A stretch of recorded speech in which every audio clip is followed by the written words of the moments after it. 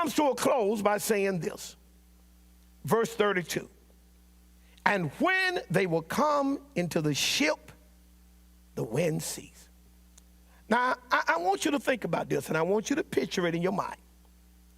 Peter had walked to Jesus. He's left the boat, and he's traveled far enough to get where Jesus is. So there was some distance now between Peter and Jesus and the ship. And the Bible says when they will come into the ship. So they have to get from where they are back to the ship. Now remember, Jesus has reached down and grabbed Peter by the hand and pulled him up. And so now, holding on to Peter's hand, Jesus and Peter are walking back to the ship. I want to encourage you to do this. While this storm is raging, put your hand in God's hand and let him walk you through this storm. Don't try to navigate this storm by yourself.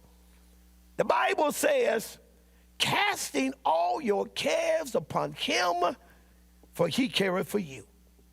An old songwriter put it this way. He said, put your hand in the hand of the man who can still the waters. Put your hand in the hand of the man who can calm the sea.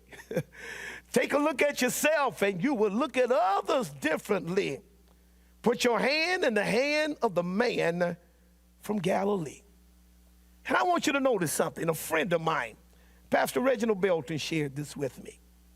He said, notice, the same storm which caused Peter to sink when he took his eyes off of Jesus, he was able to walk through that same storm with his hand in Jesus' hand. What will take you under when you're trying to deal with it by yourself, you will be able to go through it if you put your hand in the Lord's hands. Notice this. Text says that they made it back to the ship when they entered the ship. When they climbed on board the ship, notice something. The wind ceased. Beloved, take courage. Storms don't last always. They come to an end.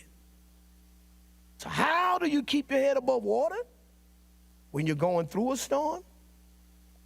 Keep your eyes on the Lord. And if you ever find yourself feeling overwhelmed and feeling like you're about to give up, holler. He said, call. He will answer and show you great and mighty things which you know not.